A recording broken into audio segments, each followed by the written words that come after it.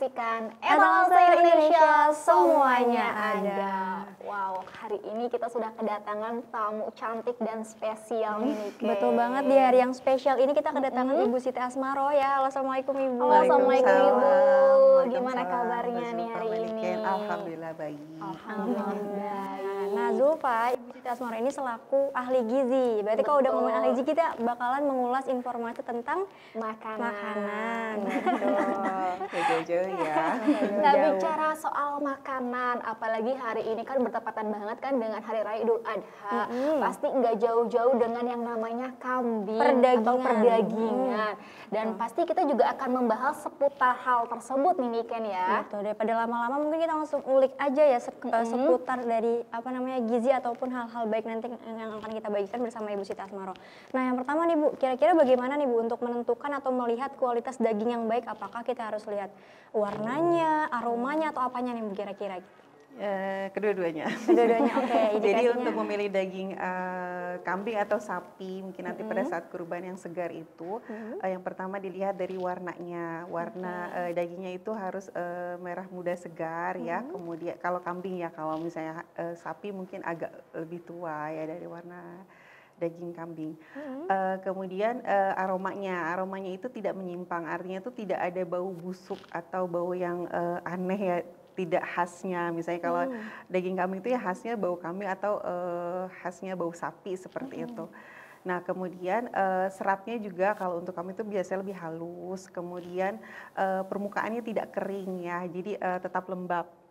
Jadi misalnya tidak lama terjemur matahari seperti itu. Jadi usahakan memang memilih daging itu yang penyimpanannya kalaupun dalam waktu lama itu penyimpanannya suhunya 1 sampai 10 derajat Celcius. Jadi suhu refrigerator atau gilmari es seperti itu ya. Cuma kalau misalnya yang segar atau baru dipotong itu sebaiknya memang langsung dipilih untuk dibawa pulang atau diolah gitu menjadi masakan, itu lebih bagus. Oke, berarti itu beberapa catatan, dilihat dari warnanya yang tentunya masih merah segar ya Bu, terus dan aromanya yang nggak menyengat gitu, yang nggak bau menyengat gitu ya Bu ya. Betul, bau segar ya. Betul, dan tadi Ibu sudah menjelaskan seputar kualitas daging, diantaranya harus berwarna merah, terus aromanya dan juga seratnya. Lalu kan itu dari segi kualitasnya Bu ya. Terus untuk cara menyimpan agar daging ini tetap segar itu bagaimana nih Bu? Ya, baik.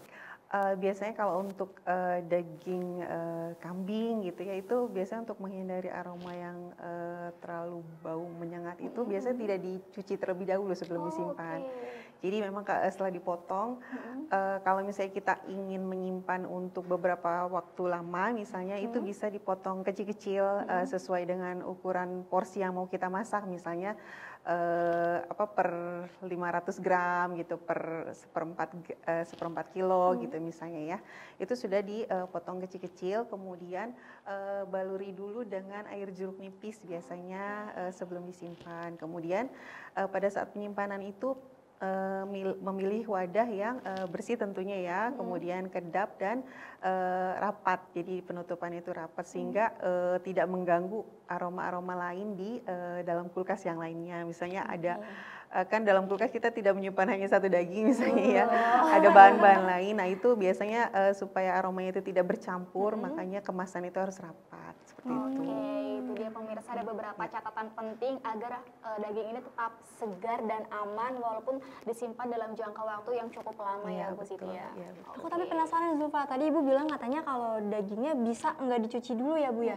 Nah itu berarti kalau misalnya nggak dicuci langsung dimasak terus enggak dong. Gitu. Gimana tuh maksudnya? Pada saat akan dikonsumsi atau pada saat akan diolah itu memang kan kita mentowing ya atau mencairkan es dulu misalnya kalau dalam freezer. Nah itu nanti selanjutnya bisa kita cuci dengan air mengalir tentunya ya. Nah baru setelah itu baru bisa diolah. Oh jadi berarti disimpan dulu ya Bu sebelum dicuci? Iya betul. Soalnya nanti kalau misalnya pada saat mau disimpan dia terkena air, dalam air itu kan juga ada bakteri-bakteri misalnya yang kita maksudnya tidak kasat mata ya. Nah itu pada saat dia tersimpan di pori-pori daging itu akan berkembang biak dengan cepat. Makanya biasanya memang tidak dilakukan pencucian sebelum dilakukan penyimpanan seperti itu. Oke, jadi tips baru tuh untuk misalnya di rumah ya, bisa coba kalau mau nyimpan boleh nggak dicuci dulu nggak apa-apa ya, Bu, Iya. asalkan pas mau dimasak tetap dicuci Iya dulu ya. dong, Oke. pasti ya itu dicuci Tapi Bu, dulu. ngomong-ngomong soal daging kambing ini kan katanya lebih punya apa ya, nggak tahu sih, setahu aku tuh lemaknya banyak, makanya kenapa jadi kadang jadi indikator penyebab dari kolesterol kayak gitu-gitulah, penyakit kayak gitu. Nah, kira-kira untuk mengurangi kadar lemak dari daging kambing ini sendiri gimana sih, Bu? Biasanya mungkin kalau secara langsung pada saat bahan itu mentah, kita bisa lihat secara langsung ya, jadi dari seratnya itu tidak terlalu tinggi lemak seperti itu. Jadi kita pilihkan yang bagian otot saja atau yang bagian khas dalamnya. Kemudian kalau misalnya pada saat sudah diolah, biasanya kan pada saat direbus dengan air itu kan akan keluar lemak-lemaknya ya. Biasanya itu di permukaannya itu suka ada minyaknya, nah itu bisa disaring, dibuang. Atau misalnya cara cepatnya biasanya tuh kalau misalnya centong atau sinduk namanya. Spatula. Bukan, kalau untuk sendok sayur misalnya ya, nah itu iya, diisi batu es, kemudian dikelilingin di atas lemaknya itu, nah biasanya suka pada nempel. Pada saat tidak di atas api pastinya ya. Atau mungkin bisa juga setelah direbus bisa disimpan di dalam kulkas sebentar. Nah itu biasanya lemaknya itu akan berwarna putih dan keras. Nah itu lebih mudah lagi untuk dibuang. Biasanya itu sudah cukup efektif untuk mengurangi kadar lemak seperti itu.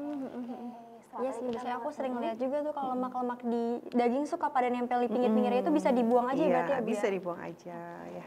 Oke, setelah tadi kita sudah mengetahui nih, ternyata untuk mengurangi kadar lemak seperti yang tadi sudah Ibu Asmaroh jelaskan.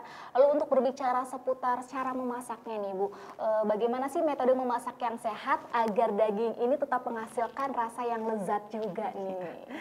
Oke, pastinya semua jenis daging itu dia mengandung lemak ya, lemak secara alami. Kemudian bagaimana sih caranya biar bisa mengurangi lemaknya? Makanya mungkin metode masaknya kita pilihkan itu yang rebus-rebus, misalnya di sup seperti itu ya, atau asam-asam, misalnya asam-asam daging gitu ya, seperti itu. Nah, untuk daging yang direbus saja, misalnya menggunakan air itu bumbunya, misalnya bumbu halusnya langsung dimasukkan aja, nggak usah ditumis lagi, nggak apa-apa. Jadi mengurangi penggunaan minyak juga, karena secara alami si daging itu juga mengeluarkan lemak sendiri gitu ya, itu memberikan rasa gurih.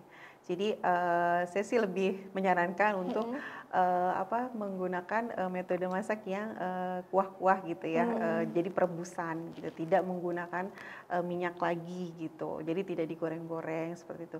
Nah kemudian juga penggunaan lemak lain seperti santan seperti itu ya, itu juga dibatasi gitu untuk pengolahan daging. Oke, jadi untuk para pemirsa yang mungkin akan menjadikan kambing ini sebagai sup dan menambahkan bumbu-bumbu lainnya, lebih baik ini dalam satu kali pengolahan ya Bu Iya, ya? betul. Oke. Diusahakan memang sekali makan tuh habis ya. Biar nggak usah dianget-angetin Biar lagi tidak ya, usah Bu, ya? diangetin lagi, apalagi yang makanan yang bersantan, nah itu biasanya riskan sekali. Oke. Masih ngomong-ngomong soal daging kambing nih Bu, aku kan salah satu penggemar banget daging kambing. Nah, aku mau tahu nih di balik manfaat daging kambing itu sebenarnya apa aja sih Bu? Gitu. Ya. Yang pasti di dalam daging kambing sendiri itu semua jenis daging merah itu pastinya mengandung zat besi ya, atau kemudian ada terkandung juga B12. Nah ini juga efektif sekali untuk mengatasi anemia seperti itu ya, zat besinya karena tinggi. Kemudian ada selenium di dalam daging kambing itu juga berfungsi sebagai antioksidan ya. Kemudian tinggi juga zat fosfor. Nah, di sini fosfor itu juga untuk kesehatan tulang. Jadi sebenarnya untuk daging kambing sendiri pun ya itu juga banyak zat gizinya yang bermanfaat sebenarnya untuk kesehatan kita, asal penggunaannya saja atau mengkonsumsi saja itu tidak berlebihan. Sesuai porsinya ya, Bu ya, sesuai jangan porsinya. banyak-banyak ya. Oke. Karena kan kebutuhannya tidak banyak ya. Betul, dan kembali lagi ke cara pengolahannya nih Bu, katanya udah banyak banget yang beredar di masyarakat kalau daun pepaya ini katanya bisa untuk mengempukkan daging kambing tersebut, itu kira-kira benar atau enggak nih Ya, Bu? betul. Oh betul. Jadi di dalam daun pepaya, batangnya, daunnya itu ada zat namanya papain ya. Nah itu enzim yang bisa melunakkan protein pada daging gitu. Jadi sebenarnya pada jenis daging apapun jika dibaluri dengan daun pepaya itu bisa melunakkan daging. Jadi untuk proses pemasakan juga itu lebih membantu ya, lebih cepat gitu. Jadi mungkin kalau untuk cara penggunaannya itu, jadi daun pepayanya itu diremas-remas dulu supaya agak keluar getahnya. Nah sebenarnya fungsi si zat papainnya itu ada di dalam getahnya seperti itu.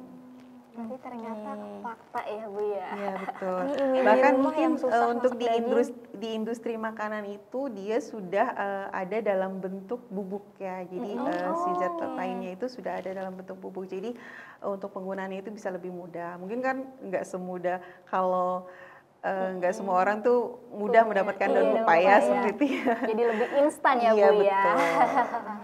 Oke, Ini nih cara untuk melunakkan atau mengempukkan daging, karena memang kebanyakan masyarakat atau ibu-ibu nih kadang juga struggle nih Bu, apa masak kambing itu kok nggak empuk-empuk udah berjam-jam gitu, gimana cara untuk mengempukkannya? Ternyata bisa pakai daun pepaya dan itu betul ya Zulfa Iya ya. betul. Atau nanas itu bisa. Oh pakai nanas juga bisa. Nanasnya diparut atau air perasannya boleh untuk merendam.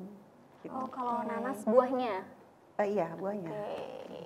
Nah tadi Ibu udah bilang nih seputar tentang kesehatan atau dibalik manfaat dari daging kambing, gizinya seperti apa gitu kan. Tapi tentu untuk konsumsinya ini kan nggak boleh berlebihan ya Bu, harus Iya, sesuai betul. porsi dan kadarnya. Karena balik lagi pasti yang berlebihan tuh nggak baik, bisa menimbulkan Iya, betul. penyakit dan lain sebagainya. Tapi sebetulnya berapa sih Bu porsi untuk makan daging kambing itu sendiri gitu? Ya. Selama ini untuk yang dianjurkan untuk orang Indonesia tentunya ya, kebutuhan gizi orang Indonesia itu antara 65 sampai 85 gram per porsi sekali makan ya. Itu pun tidak setiap hari tentunya ya mengkonsumsi daging apapun. Mungkin kalau untuk daging-daging merah memang tidak tiap hari, tapi diusahakan variatif ya. Ada daging putihnya juga seperti ikan atau ayam atau telur seperti itu. Kadang kan Bu nggak bisa dipungkiri ya, saat Hari Raya Idul Adha ini kita sering banget nih kedapatan banyak daging. Kadang suka sudah diolah tapi masih ada sisanya. Nah lalu bagaimana Ibu cara mengolah sisaan ini agar tetap sehat dan tetap bisa dikonsumsi untuk hari berikutnya? Ini yang sudah dalam bentuk matang. Iya betul. Ya seperti yang tadi juga mungkin kita sudah bahas ya, untuk makanan kalau yang sudah dalam bentuk olahan mungkin hindari menyimpan makanan-makanan yang bersantan. Jadi memang usahakan untuk masak makanan bersantan itu untuk sekaligus habis seperti itu. Tapi kalau misalnya untuk dalam bentuk yang lain, misalnya dalam bentuk sate yang sudah dibakar, itu bisa disimpan. Yang penting dia wadahnya itu rapat, kemudian kedap, terus suhu penyimpanan juga harus diperhatikan. Jadi kalau misalnya pas kulkasnya lagi bermasalah, misalnya suhunya lagi tinggi, nah itu bisa juga merusak bahan ya. Jadi usahakan memang suhunya juga terkontrol gitu. Berarti mungkin lebih aman ini kalau olahannya di sate ya Bu ya? Iya betul. Atau ya sudah dalam bentuk olah, misalnya sudah direbus tapi belum dibumbuin misalnya ya. Atau misalnya kalau misalnya dalam bentuk oseng-oseng itu juga nggak masalah disimpan. Yang penting wadah penutupnya itu rapat dan bersih ya. Oke. Tadi aku setuju banget sih sama Zulfa, kalau misalnya kita pas Idul Adha nih Bu, memang banyak banget kan dapat daging. Nanti misalnya hari pertama nih dibuat sate, Semua makanan daging. masih ada diolah lagi jadi sop, masih ada lagi diolah lagi jadi apa gitu kan. Jadi kadang kalap juga karena sayang juga melihat dagingnya tuh masih sisa banyak gitu kan. Tapi kalau kita melihat resiko-resiko buruk nih Bu dari pengkonsumsian daging kambing secara berlebihan tuh apa-apa aja gitu?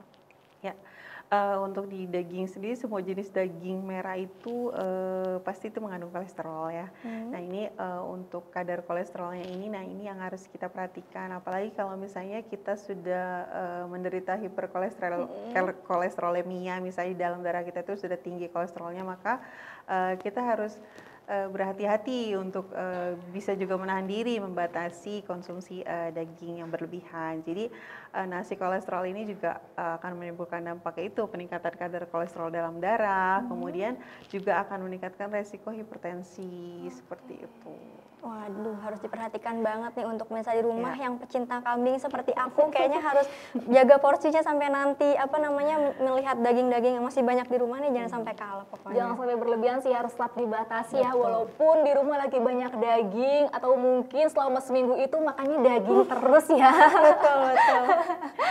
Ya, jadi mungkin tips untuk pengolahannya bisa diimbangi juga dengan konsumsi sayuran dan buah seperti itu ya. Kemudian penggunaan rempah seperti itu juga bisa membantu untuk mengurangi itu kadar lemak dan kolesterolnya. Wah, kita sudah banyak banget mendapatkan manfaat-manfaat dari Ibu Maisa Ronini Kenny. Betul banget. Mungkin terakhir Ibu ada yang ingin disampaikan untuk pemirsa di rumah nih, kira-kira apa-apa yang betul-betul harus diperhatikan lagi ketika mengolah daging kambing, resiko buruknya dan manfaatnya juga mungkin boleh disampaikan Bu, tips atau mungkin untuk pemirsa di rumah, ibu-ibu yang pada masak nanti untuk daging kambing itu sendiri pada saat pengolahan seperti tadi sudah kita bahas juga ya, pilih daging yang segar dan aromanya juga tidak berbau. Kemudian pada saat penyimpanan juga diperhatikan tempat penyimpanannya, kemudian suhu pengolahannya juga diporsikan sesuai dengan banyaknya yang akan kita masak. Masak juga tidak berlebihan supaya tidak meninggalkan sisa terlalu banyak. Kemudian untuk makanan yang lebih sehat lagi mungkin bisa dengan menggunakan metode perebusan, jadi tidak menggunakan minyak terlalu banyak. Kemudian imbangi juga dengan sayur-sayurannya, mungkin bisa dikombinasikan seperti sup gitu ya, itu juga ditambahkan sayuran. Kemudian penggunaan rempah-rempah seperti lada, kemudian jeruk lemon itu juga bisa ditambahkan pada masakan untuk mengurangi kadar lemaknya seperti itu. Wah, banyak banget insight bareng kita dapat nih. Mungkin bisa di rumah yang belum tahu tips-tipsnya tadi bisa langsung diterapkan aja, mumpung masih ada beberapa hari lagi mungkin untuk mengolah daging-daging yang masih banyak di rumah nih ya, supaya masih ada waktu ya. Oke, terima kasih banyak Ibu. Terima kasih sangat Ibu. bermanfaat Berbagi sekali. sama-sama. Semoga lain waktu kita bisa berbincang-bincang lagi dengan tema-tema yang menarik lainnya ya Bu ya. Betul. Nah, setelah ini Zulfa, kita akan hadirkan lagi informasi menarik lainnya untuk pemirsa di rumah, tapi kita harus jeda dulu ya. Betul banget. Jadi jangan kemana, tetap di Etalase Indonesia. Terima kasih guys.